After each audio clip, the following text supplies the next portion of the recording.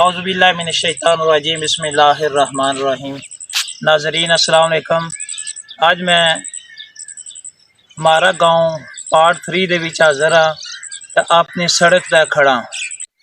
सड़क ਦੀ ਤਮੀਰ ਦੀ ਤਫਸੀਲ ਦੇਣੇ ਤੋਂ ਪਹਿਲਾਂ मैं सब तो पहला एहलियाने बेसा कलाना का शुक्रिया अदा करना कि जिन्हें बहुत ज़्यादा तावन किया है किसी भी सड़क की तमीर वास्ते, चाहे वह सरकारी क्यों ना हो, उसदे वास्ते पहला निशानदेही करानी पैंदी है। लेकिन सानू अलहमदुलिल्लाह कोई निशानदेही करानी नहीं पई है।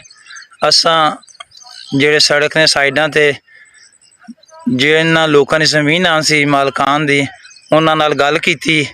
उन्हां कहा कि जितनी तुहानू चाहिदी है तुसीं इस्तेमाल करो, तुहानू कोई बंदा पुछण नहीं लगा। उस तो बाद फिर सड़क जिहड़ी तमीर हुई है, उस तो बाद फिर असीं उन्हां दा शुक्रिया अदा करने कि सड़क तमीर के बाद असीं बाज़ औकात साइडें ते मिट्टी पाई है, बाज़ औकात रस्ता भी साफ करी दे, किकर वगैरह कप्पी देन, तो कदे इन्ना जिहड़ा ठाकिया नहीं है।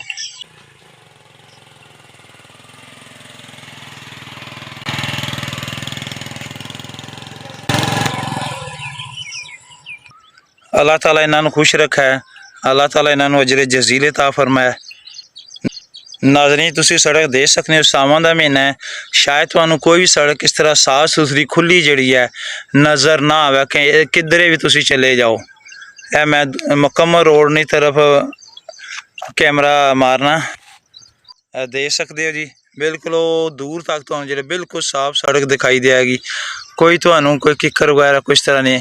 उहदे वास्ते असीं जिहड़ा फिर जिहड़ा एहलियाने बेसा कलां दा शुक्रिया अदा करने। अल्लाह ताला इन्हां नूं खुश रखे। एहलियाने बेसा कलां दी तरफ असीं कैमरा मार के जिहड़ा इन्हां दा बहुत ज़्यादा शुक्रिया अदा करने जी। अल्लाह ताला इन्हां नूं खुश रखे।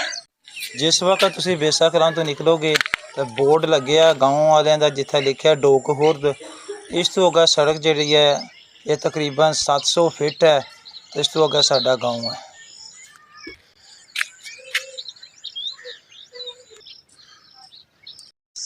जी नाज़रीन, तुसानू सड़क के बारे मालूमात देना, सड़क की तारीख के बारे दसना कि साड़ी जी सड़क है ये 2 हिस्सों के तमीर हुई है। पहला जो हिस्सा है तकरीबन 400 फुट जो तकरीबन हिस्सा जो इसना तमीर होया सी 2017 के। उस तो बाद दूसरा हिस्सा जो तकरीबन 300 फिट जो हिस्सा सी वो 2019 दिसंबर के तमीर होया। वो हिस्सा जोड़ा है ये गाँव ने बंदे तमीर करवाया सी फी सबीलिल्लाह, लेकिन बकिया गाँव के लोगों जोड़ा बहुत ज़्यादा तावन किया सी। तकरीबन सारा ही गाँव जोड़ा इस नेक काम दे विच शामिल सी।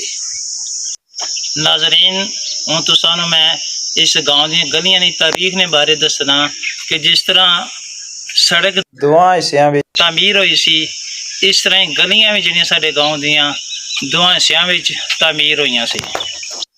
पहली दफ़ा गलियां 1988 दे विच भाई चौधरी जुल्फकार हुसैन साहब ने घर तू लै गए चाचा जी चौधरी फजल हुसैन साहब ने घर तक तमीर हुई सन।